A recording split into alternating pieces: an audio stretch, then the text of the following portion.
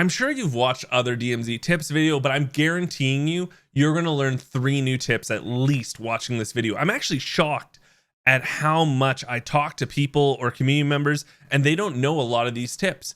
So watch the video. It's going to be broken down into parts. And here's the thing. Even if you don't learn anything, I've got a goofy Canadian accent. That's fun, eh? Before we get to tip number 1, which by the way is super busted and they really do need to fix it ASAP, I just want to say, hey, my name's Geekseh. I hope you're enjoying this video. I hope you enjoy the channel. If you do, thumbs up the video, subscribe to the channel. It's free for you guys. It means the world to me. Now let's go see that busted ass tip number 1. So let me explain to you why I think UAVs are so busted. Right now we're getting hunted by a group and we decide, hey, let's go to that UAV tower, and if they come near us, we'll be able to see them. But the more busted part is actually that they have no cooldown. So right now we're clicky clacking on the keyboard.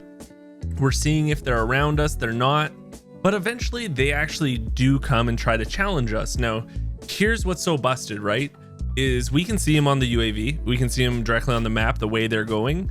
And even after this UAV actually stops working, I'm just going to clicky clacky on the keyboard again and use it once again. I think the UAV towers should have a cooldown, but right now you can just use it right after it is done. It's pretty busted. A little side tip here also, when you do use the UAV, I want you to know that players are filled in squares and bots are just outline squares. So you can see here, the player right there, it's full purple square, and the bots have that little black in the center. The ammo box is probably the #1 used field upgrade in the DMZ, but I feel like not everyone knows about a trick you can do with it. Unless you're using an AR or a shotgun, every other ammo type seems pretty scarce in the DMZ, so I'm going to show you the trick with the ammo box right now. So what I'm going to do is I'm going to drop both my guns, because that means it drops the ammo and the gun, and then I'm also going to drop the tactical and the lethal. And now what I can do is, if I drop the ammo box, it'll replenish everything, but you need to make sure you pick up your main guns first and don't pick up the ammo with it. So we're going to pick up both main guns. And now we're going to go to the ammo box. It's going to refill our lethals, our tacticals, and all our ammo for our guns. And then if you want, you can just stash away the other ammo so that when you run out of it, it's there already in your backpack. If you don't want to take it, you don't have to, but hey, it's an option, right? The self-revive is definitely one of the most useful tools in all of the DMZ, because let's be honest, those bots are cracked and they're going to down you. But it's not because you're going to be using it to self-revive yourself always, it's to kickstart your teammates reviving you. So whenever you get downed, you can use that self-revive, say 3/4 of the way, and then all your teammate has to do is come get you and press F on you, and they just have to do the rest of the way. So that last quarter, that's all they have to do. It doesn't use up your self-revive, and it just makes it so your partner gets you up a lot quicker. You go through so many plates in the DMZ, it's quite ridiculous actually. And when you're in the middle of a gunfight and you're really hurting for a plate, you're just kind of in the zone, right? You just kind of get zoned in and you're just trying to survive. But what I want you to listen to is the audio cue that you're going to hear when you walk over a plate. And this is something really important, because you might be battling a bunch of bots and you just wipe some out and there's some more coming at you and you just run over all the dead bodies. And if you hear this sound, okay, let's play it one more time. That's the sound of you picking up plates. So just remember, if you hear that sound and you need some, you got them. I know you can look in the bottom left, but sometimes you're just so focused on the battle in front of you, the audio cue is all you sometimes need.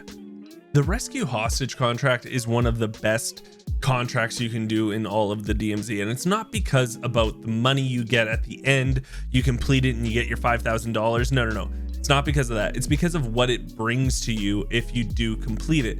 So after you successfully raid the house the hostage is in, you take his bomb collar off and you're good.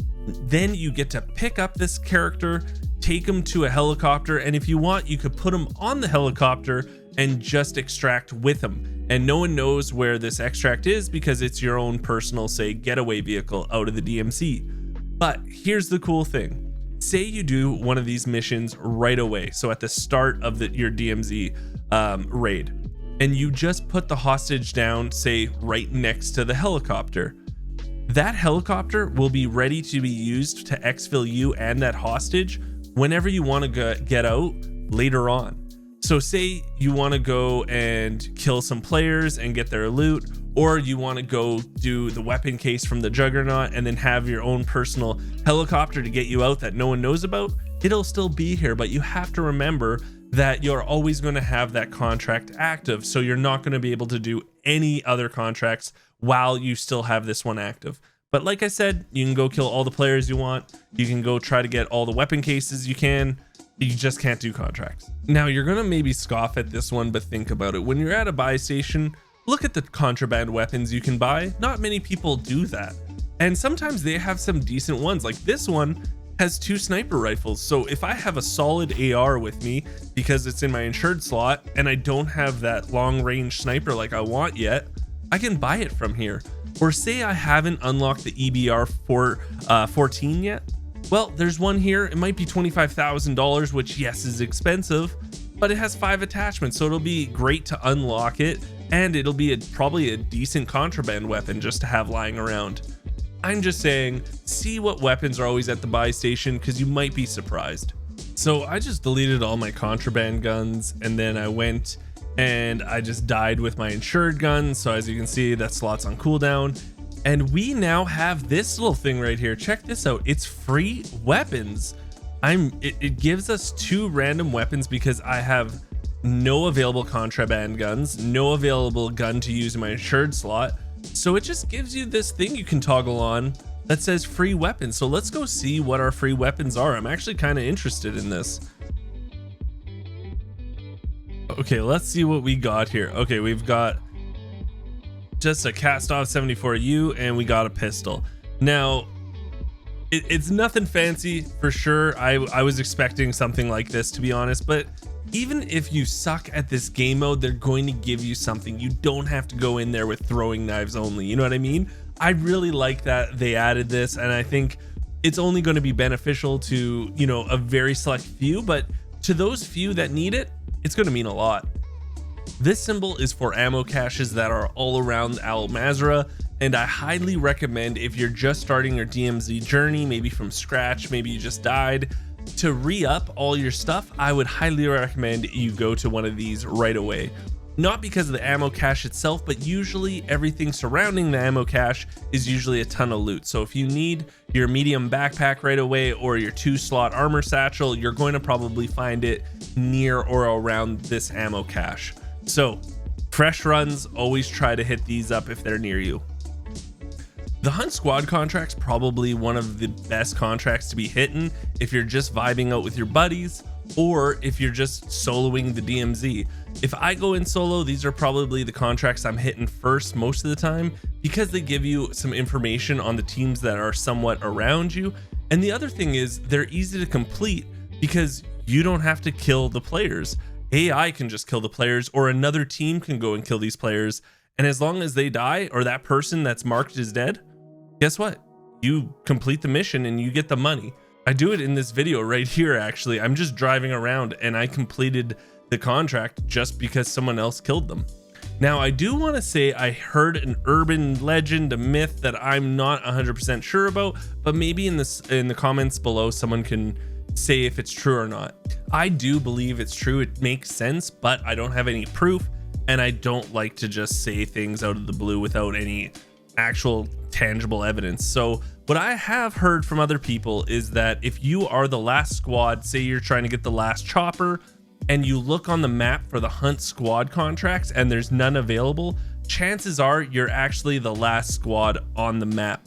Now, this isn't 100% because other teams could have just done all the Hunt Squad contracts during this raid, and it's just false. But I do believe that there is a good chance if you don't see the Hunt Squads near the end of a match, you're probably the last one.